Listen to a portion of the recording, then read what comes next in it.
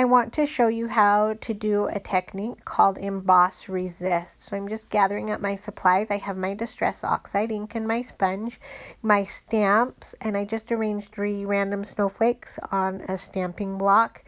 Those come from the Wonderland scrapbooking stamp set from Close to My Heart. And then when I emboss, I use Versamark ink.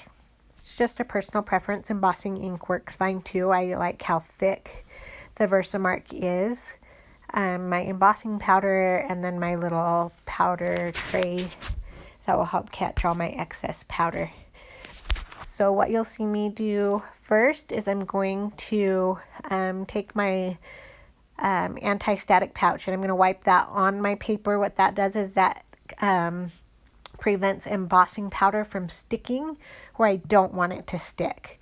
And then I'm taking my stamp, that snowflake stamp, and I'm just random stamping it on that white piece of paper. And you really don't have a good view of what I'm stamping just because it's pretty much clear on white. So you can't see it real well. So I'm going to speed that part of the video up.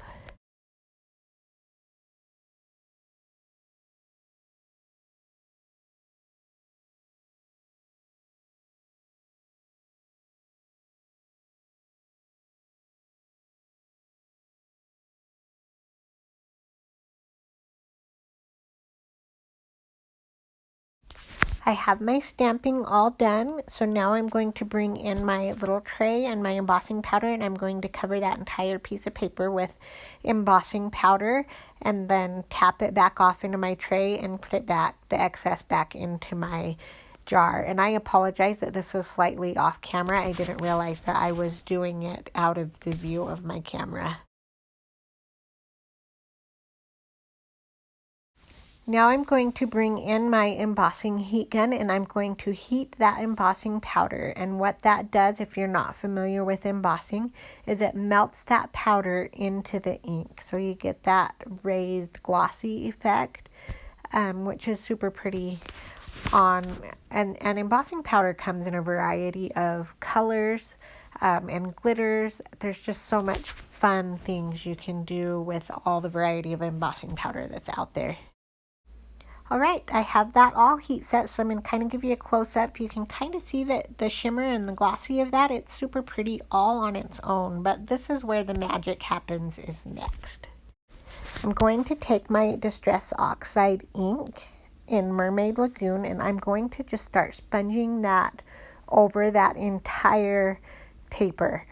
And I chose Distress Oxide inks. I actually experimented and I did it with my dye ink and then my Distress Oxide ink, which is kind of a mixture of pigment and dye ink. And the dye ink almost dried too fast and soaked into the paper too fast, so I didn't get a good blend on it. So I really liked the effect of the Distress Oxide ink better. It just blended better and it stayed wet longer so that I could move it around more. So I will continue to do that until my whole paper is covered in that ink.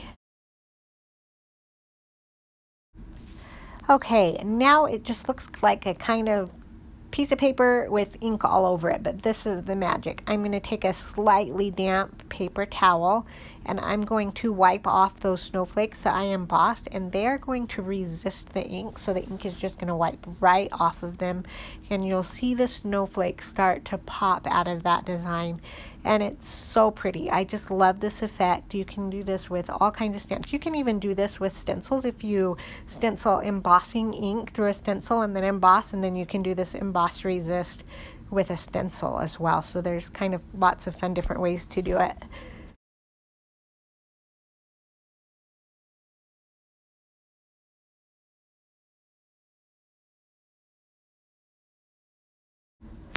Isn't that so pretty how that turned out? And the camera doesn't quite catch the gloss on those snowflakes enough, but it is really pretty.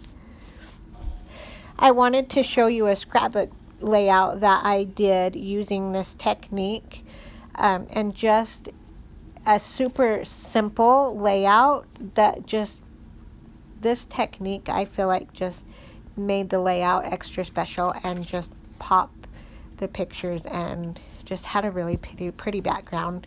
But I just wanted to say thanks for watching. I hope that you enjoyed it and that you learned something new today. And I hope that you find joy in paper crafting.